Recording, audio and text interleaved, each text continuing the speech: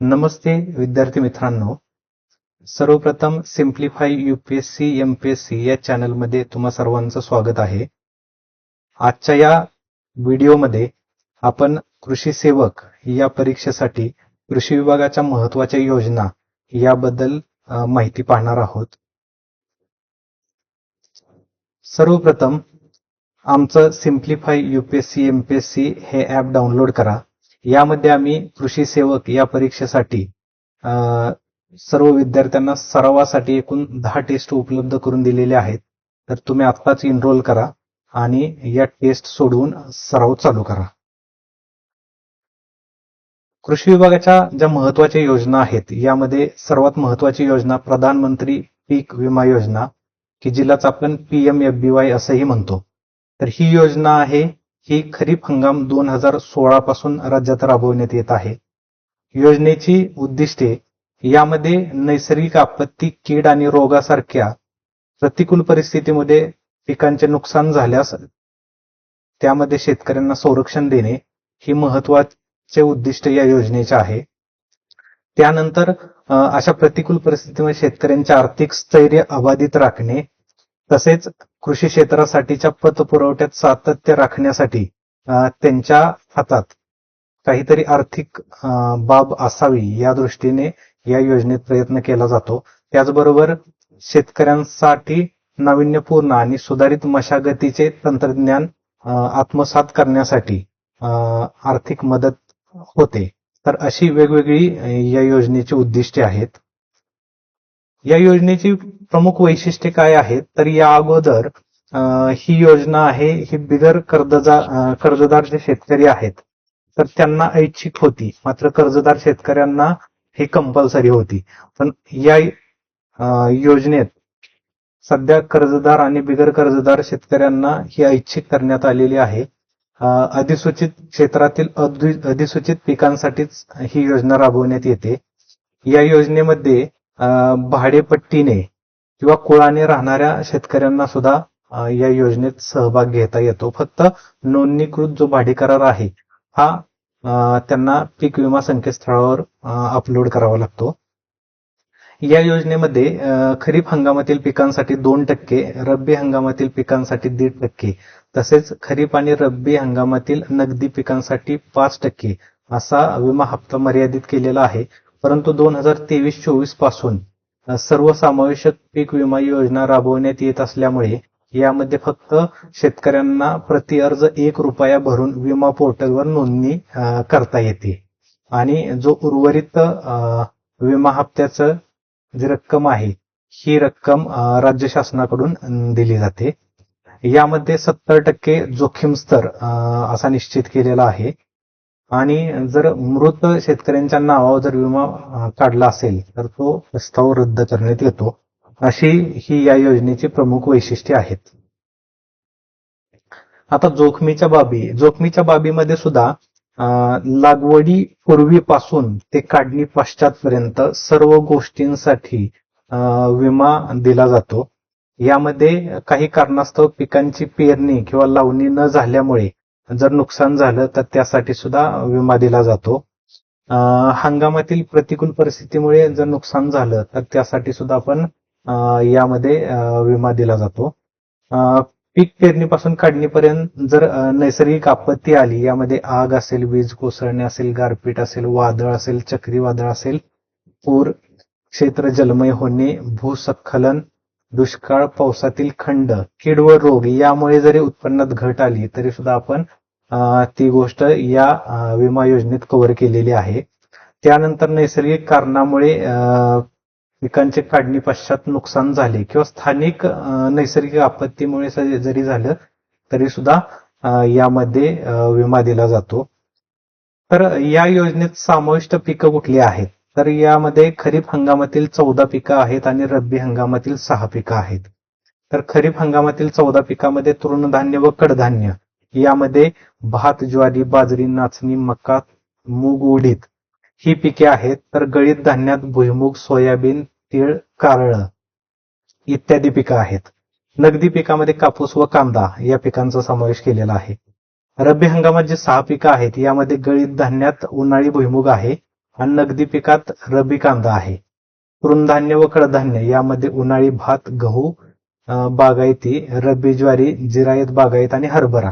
तर अशा प्रकारे टोटल 20 पिकांचा समावेश या योजनेमध्ये केलेला आहे. या योजनेचं एक महत्वाचं वैशिष्ट्य आहे की ई पीक पाहणी अंतर्गत पिकांची नोंद करणं यासाठी आवश्यक आहे. जर पीक विमा योजनेत विमा घेतलेलं पीक आणि ई पीक पाहणीमध्ये नोंदवलेलं पीक याच्यात जर तफावत आढळल्यास ई पीक पाहणीमध्ये नोंदवलेले जे पीक आहे हे अंतिम गृहीत धरण्यात येतं आणि त्यानुसार विमा हप्ता किंवा विम्याची रक्कम तुम्हाला दिली जाते. तर हे सगळं आपण पंतप्रधान पीक विमा योजनेबद्दल माहिती पाहिली. यानंतर दुसरी महत्वाची योजना आहे पुनर्रचित हवामान आधारित फळपीक विमा योजना. तर ही योजना 18 जून 2021च्या शासन निर्णयानुसार आपण राज्यात राबवत आहोत. या योजनेत अधिसूचित फळपिकं किती आहेत, तर मृग बहारातील 8 फळपिके आहेत आणि आंबिया बहारातील 9 फळपिके आहेत. तर कोणकोणती पिके आहे हे आपल्या स्क्रीनवर दिसत आहे. याच्यातील महत्वाचं एक गोष्ट आहे की स्ट्रॉबेरी आणि पपई ही 2 पिकं आहेत, ही आपण प्रायोगिक तत्वावर ह्या योजनेत घेतलेली आहेत.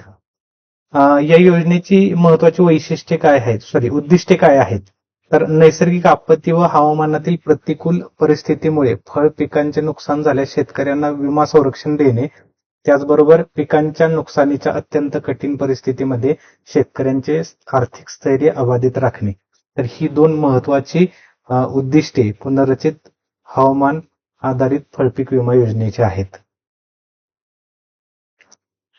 योजनेचे प्रमुख वैशिष्ट्ये काय आहेत, तर याच्यात सुद्धा अधिसूचित केलेल्या क्षेत्रातील अधिसूचित फळपिकांसाठी ही योजना राबवली जाते आणि कर्जदार तसेच बिगर कर्जदार ह्या दोन्ही शेतकऱ्यांसाठी ही ऐच्छिक स्वरूपाची आहे.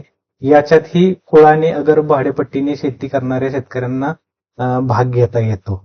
यामध्ये महत्वाची एक गोष्ट आहे की केंद्र शासनाच्या मार्गदर्शक सूचनानुसार केंद्र शासनाने जो विमा हप्ता आहे तो 30% दरापर्यंत मर्यादित केलेला आहे आणि 30 ते 35 हे 5% आहे हे राज्य शासन दायित्व घेतं आणि 35%च्या वरची जी रक्कम असेल यामध्ये शासन, राज्य शासन आणि शेतकरी यांनी तो 50-50% भरावयाचा असतोय. तर हे एक महत्वाचं आहे. या योजनेत आपल्याला 4 हेक्टर क्षेत्र मर्यादेपर्यंत एका शेतकऱ्याला विमा नोंदणी करण्याची मुभा आहे आणि या योजनेत एका वर्षात एकाच क्षेत्रावर मृग अथवा आंबिया बहारापैकी कोणत्याही एका हंगामाकरता विमा संरक्षणासाठी अर्ज करता येतो. तर ही महत्वाची या योजनेची वैशिष्ट्ये आहेत. आता या योजनेत भाग घेताना सुद्धा जे आपलं फळपीक आहे याचं उत्पादनक्षम वय लक्षात घेऊनच त्यासाठी विमा देता येतो. तर उत्पादनक्षम वय कमीत कमी डाळिंब द्राक्षाचं 2 वर्ष आहे, पेरू, संत्रा, मोसंबी, सीताफळ 3 वर्ष, लिंबू 4 वर्ष, चिकू, आंबा आणि काजू तर याच्यासाठी 5 वर्ष हे निर्धारित केलेलं आहे.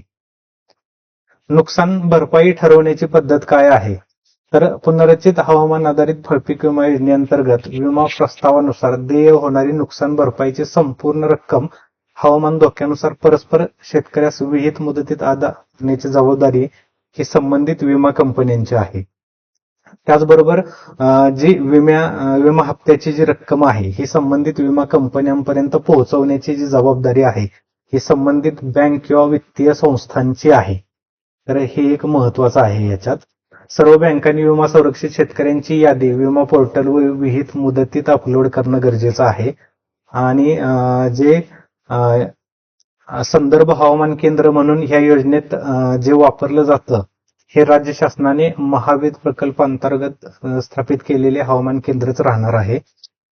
विमाधारक शेतकऱ्यांनी वेगाचा वारा, गारपीटमुळे नुकसान झाल्यापासून 72 तासात जी स्थिती आहे ही संबंधित विमा कंपनीस किंवा मंडळ कृषी अधिकारी यांना कळवणे गरजेचे आहे. त्यानंतर विमा कंपनी त्याचबरोबर जिल्हा महसूल, ग्रामविकास आणि कृषी विभागाच्या मदतीने वैयक्तिक पातळीवर या नुकसानीचं प्रमाण निश्चित केलं जातं आणि त्यानुसार जो विम्याची रक्कम आहे ती दिली जाते. फक्त याच्यात एक महत्वाचं आहे की अंबिया बहारात सहभागी झालेल्या शेतकऱ्यांसाठी गारपीट या हवामान धोक्यासाठी सहभाग ऐच्छिक राहील आणि याच्यासाठी जो विमा हप्ता आहे तो अतिरिक्त द्यावा लागतो. तर हे एक महत्वाचं या योजनेचं वैशिष्ट्य आहे आणि वरील प्रमाणे हे नुकसान भरपाई ठरवण्याची पद्धत आहे. आपल्या सिम्प्लिफाय UPSC MPSC या ऍप मार्फत आपण IBPS EF मेन्स साठी सुद्धा टेस्ट सिरीज उपलब्ध करून दिलेली आहे. यामध्ये आपण 10 टेस्ट पेपर उपलब्ध करून दिलेले आहेत.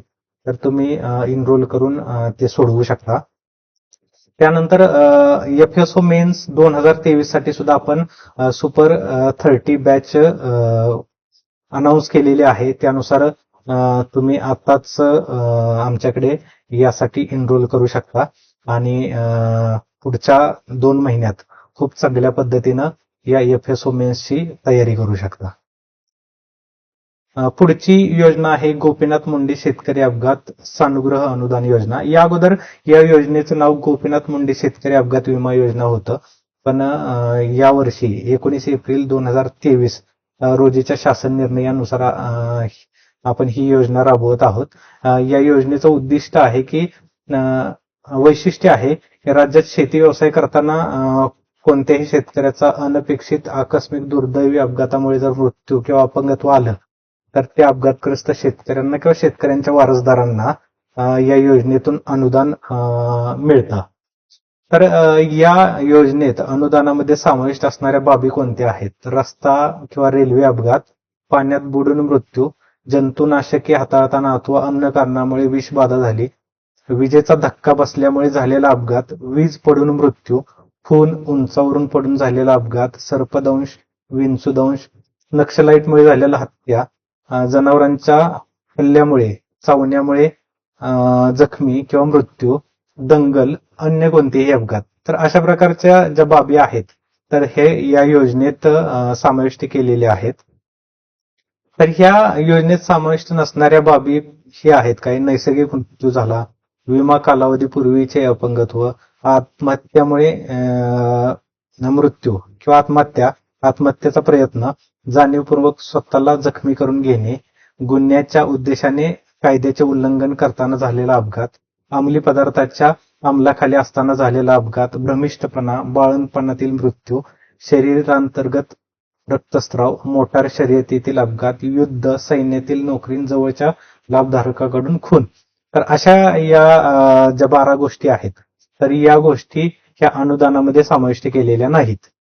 आता ह्या योजनेत लाभ देताना समजा एखाद्या व्यक्तीचा किंवा एखाद्या शेतकऱ्याचा मृत्यू झाला तर वारसदार म्हणून आपण कुणाला ठरवू शकतो? तर पहिले आहे अपघातग्रस्ताची पत्नी, अपघातग्रस्त स्त्रीचा पती, त्यानंतर अपघातग्रस्ताची अविवाहित मुलगी, अपघातग्रस्ताची आई, अपघातग्रस्ताचा मुलगा, अपघातग्रस्ताचे वडील, अपघातग्रस्ताची सून आणि त्यानंतर अन्य कायदेशीर वारसदार.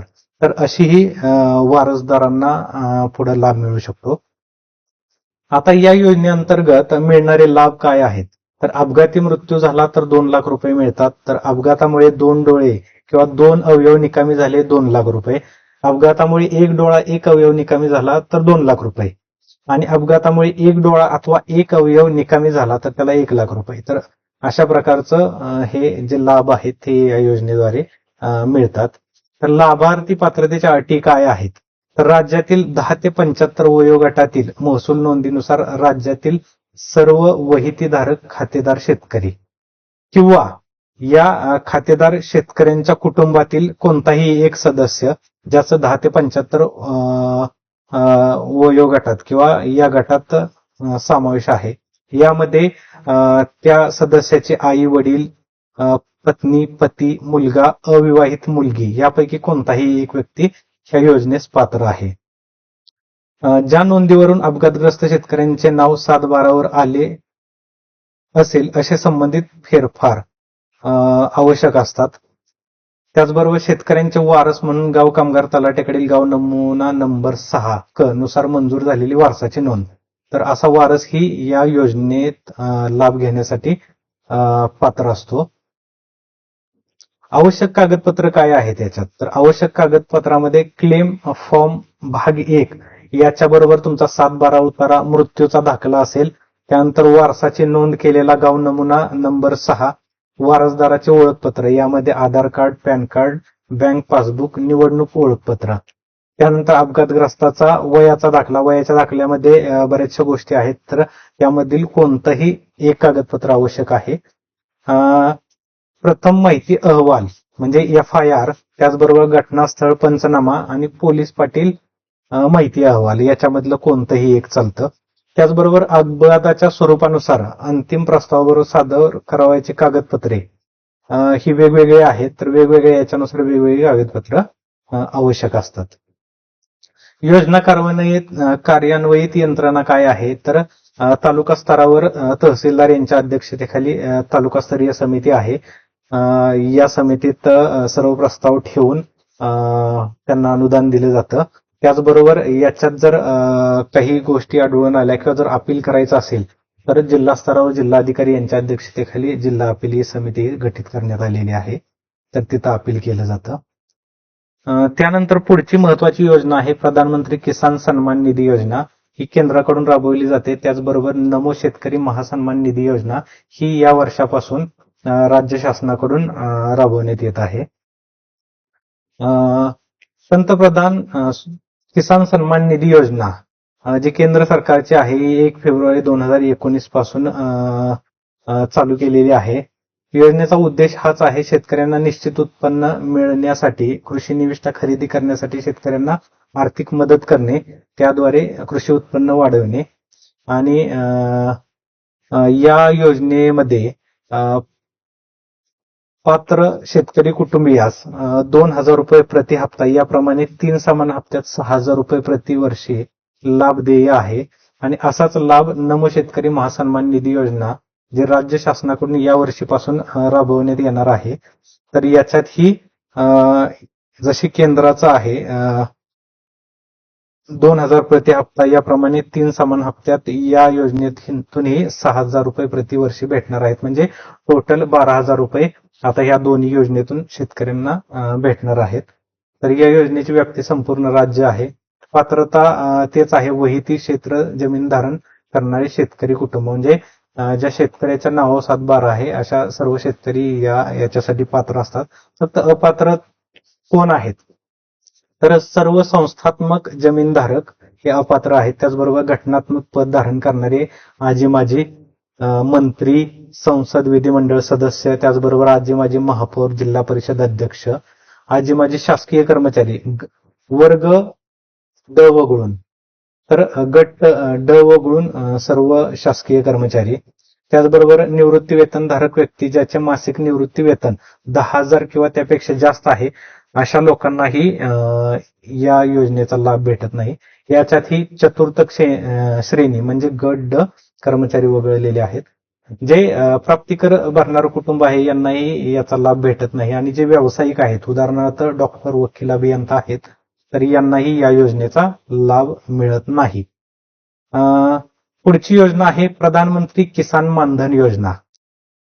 तर ही योजना अल्प व अत्यल्प भूधारक शेतकऱ्यांना, म्हणजे 2 हेक्टरपेक्षा कमी ज्यांचं क्षेत्र आहे, तर त्यांच्या काळात निवृत्ती वेतन मिळण्यासाठी ही योजना सुरू केलेली आहे. हिची व्याप्ती संपूर्ण राज्य आहे. योजनेचे स्वरूप काय आहे, तर ही संपूर्णपणे केंद्र पुरस्कृत योजना आहे. या योजनेमध्ये 18 ते 40 वर्ष वयोगटातील अल्प व अत्यल्प भूधारक शेतकरी ऐच्छिक स्वरूपात या योजनेत सहभागी होऊ शकतात. यांना 60 वर्ष पूर्ण झाल्यानंतर प्रति महिना 3,000 रुपये इतकी रक्कम पेन्शन म्हणून मिळणार आहे. तर या योजनेत जो मासिक हप्ता आहे तो वयोमानानुसार 55 ते 200 रुपये एवढा आहे. आणि हा हप्ता किंवा या मासिक हप्ता वयाचे 60 वर्ष पूर्ण होईपर्यंत पेन्शन फंडामध्ये जमा करावयाचा आहे. तर शेतकऱ्यांनी पेन्शन फंडामध्ये जेवढी रक्कम जमा केलेली आहे तेवढीच रक्कम केंद्र शासन संबंधित शेतकऱ्याच्या पेन्शन फंडामध्ये जमा करत असतो. आणि ही योजना आहे ही जीवन विमा निगम यांच्या मार्फत राबवण्यात येत आहे. सामायिक सुविधा केंद्रात तुम्ही जाऊन याच्यासाठी ऍप्लिकेशन करू शकता. लाभार्थी पात्रतेचे निकष काय आहेत, तर 18 ते 40 वर्ष वयोगटातील अल्प व अत्यल्प भूधारक यासाठी पात्र आहेत. यामध्ये सुद्धा राष्ट्रीय निवृत्ती वेतन योजना म्हणजे NPS कर्मचारी असतील, त्याचबरोबर कर्मचारी राज्य विमा निगम योजना, कर्मचारी फंड ऑर्गनायझेशन स्कीम यासारखे इतर कोणतेही सामाजिक सुरक्षा योजना अंतर्गत लाभ घेणारे अल्प व अत्यल्प भूधारक शेतकरी ही यासाठी अपात्र ठरणार आहेत. त्याचबरोबर कामगार आणि रोजगार मंत्रालयाद्वारे प्रशासित प्रधानमंत्री श्रमयोगी मानधन योजना असेल किंवा लघु व्यापारी मानधन योजना असेल, तर याच्यातील जे निवड झालेले शेतकरी आहेत हे सुद्धा ह्या योजनेसाठी अपात्र ठरतील.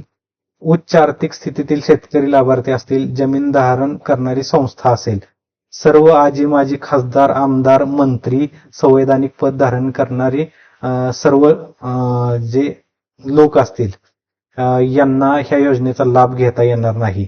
त्याचबरोबर केंद्र व राज्य शासनाच्या सर्व कार्यरत व निवृत्त अधिकारी कर्मचारी, शासन अंगीकृत संस्था, स्वायत्त संस्थेतील व स्थानिक स्वराज्य संस्थेतील अधिकारी कर्मचारी गट ड वगळून हे सर्व या योजनेसाठी अपात्र ठरणार आहेत.